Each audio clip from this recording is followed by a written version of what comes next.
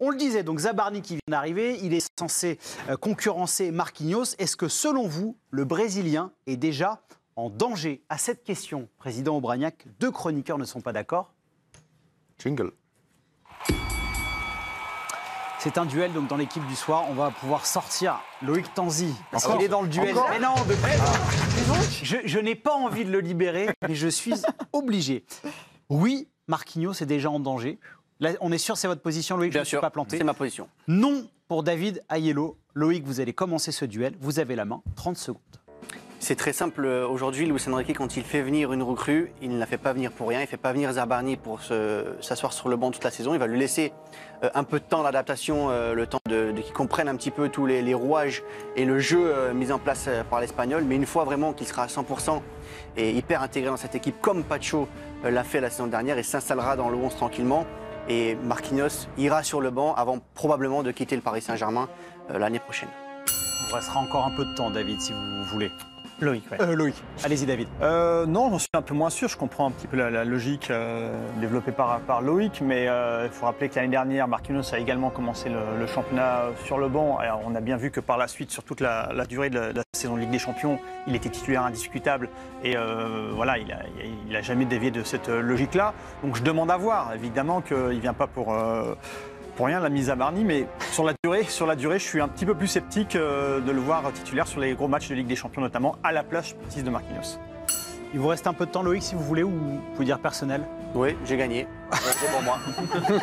C'est la fin de ce duel. Si vous pensez que Marquinhos est déjà en danger par l'arrivée d'Ilias Zabarni, vous votez pour Loïc Tanzi. Si vous êtes opposé à cette idée, vous votez pour David Aiello. Président? Il y a la théorie de Loïc et puis il y a aussi la pratique. C'est-à-dire que il est quand même. Quel boulard. Il est quand même Marquinhos champion d'Europe en titre, si je ne me trompe pas. De normes aussi. Je ne vois pas ça comme une place en danger, je vois comme une passation tranquille. Concurrence saine? Bah ouais, je pense qu'en fait les deux vont faire un nombre quasiment égal de matchs cette année. Marquinhos connaît très bien son rôle. On parle dans les gros matchs là, on parle pas de. Oui, mais je pense qu'il va y avoir turnover entre les deux. Je pense pas que la place de Marquinhos est réellement en danger. Il va pas lui souffler sa place. Il va pas.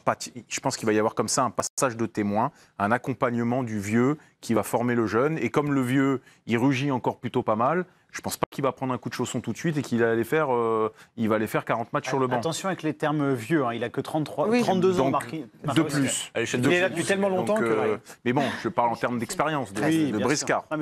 Donc non, je pense que c'est encore loin d'être fait, cette passation-là. Et Zabarni doit apprendre, d'ailleurs, auprès de... C'est jamais simple. Il le dit, j'aime bien la pression du PSG, mais il y a un vrai poids sur ses épaules. Il vient remplacer un champion d'Europe. Ouais, t'as le mec qui le remplace. Mais je pense qu'il va y avoir communion. Et Marquinhos est quand même très au fait de son rôle. Je pense qu'il en a discuté avec son entraîneur et que ça se passera très bien. Donc point David. Pour David. Point pour David, bien évidemment. Et même si Loïc j'avais pensé comme lui, j'aurais pas donné le point. Oui, c'est une question de principe. Anthony, on sait que même si Marquinhos est champion d'Europe, Ludovic l'a rappelé, qu'il a gagné avec des champions, il y a toujours un peu cette petite musique sur Marquinhos dans les grands matchs. Est-ce que selon vous, là, avec cette victoire en C1, il a éteint tous les débats ? Non, il n'a pas été sur les débats parce que c'est quand vous êtes défenseur central du PSG et que vous jouez autant de grands matchs qu'il va en jouer, forcément qu'il va être de nouveau sur le grill et que s'il y a une erreur, on repartira sur les débats qui ont déjà eu lieu cette saison. Parce que ils ont existé ces débats. Il a fait un peu peur, par exemple à Aston Villa, je me rappelle, où on pouvait se demander si les vieux démons étaient revenus. Donc ça, c'est pas parce qu'il a gagné que là, il sort vraiment, par contre, totalement grandi. Pas trop de mal parce que Jérémy Janingro est fan absolu de Marquinhos à vos côtés. Mais je trouve que il sort vraiment de cette saison comme une figure désormais historique du PSG et qu'évidemment c'est pas un joueur qu'on déboulonne comme ça parce qu'il a un statut comme aucun Parisien n'a finalement. Enfin quand on a son passé au club et ce qu'il a gagné. Mais après je suis d'accord avec Loïc dans le sens où l'histoire elle est écrite. Zabarni il arrive pour prendre la place. La question c'est comment on va se faire et je pense que Ludo a bien dit qu'il y aura une répartition. La question c'est qui va jouer les gros matchs parce que l'année dernière elle avait déjà lieu la rotation. On ne peut pas penser que Marquinhos il jouait tous les matchs. Marquinhos jouait moins, joué tous les gros matchs, mais il jouait tous les gros matchs. Alors, là, je pense que sur le début de saison, il y a quand même une aubaine à l'échelle du PSG, c'est que Zabarni il a fait la préparation, donc il a tout pour être un titulaire indiscutable sur les premières journées. Après, au moment où la Ligue des Champions va commencer en septembre, même si vous avez prévu une passation de pouvoir, ça n'empêche pas de Marquinhos de jouer aussi des gros matchs de Coupe d'Europe. Siani, par rapport à ça, sur les gros matchs, vous pensez que Marquinhos a encore une nette longueur d'avance à l'instant T ? Je pense que son expérience va quand même jouer pour lui, en sa faveur. C'est que Luis Enrique, il aime bien la jeunesse quand même. Oui, bien sûr, mais il adore ça. Ça fait du bien aussi d'équilibrer avec un petit peu d'expérience pour pouvoir gérer quelques moments qui peuvent être compliqués. Après, sur les statuts, on l'a vu avec Donnarumma, moi, j'ai plus aucune certitude. Donc, je ne suis pas sûre que ça le protège vraiment jusqu'au bout. Je suis assez d'accord avec l'argumentaire qu'a... Ne dites pas trop que vous êtes d'accord avec, parce qu'après, ça peut monter quand même. Non, mais j'ai un petit argument qui arrive. Il dit des choses quand même très intéressantes, notre ami Loïc, et là-dessus, je l'ai trouvé vraiment très bon. Et effectivement, tout l'épisode Donnarumma a montré que personne, finalement, n'était indéboulonnable. Et effectivement, le PSG est déjà en train de préparer son avenir, et il fait bien de le faire, parce que...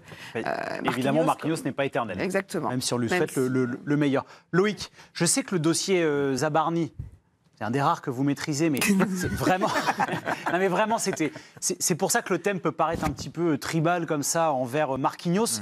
Mais depuis un bon moment, Paris l'a ciblé, et pas pour qu'il soit numéro 2. Si vous avez un peu les coulisses des négos. Ils ont déjà essayé de le faire venir au mois de janvier, c'était pas possible.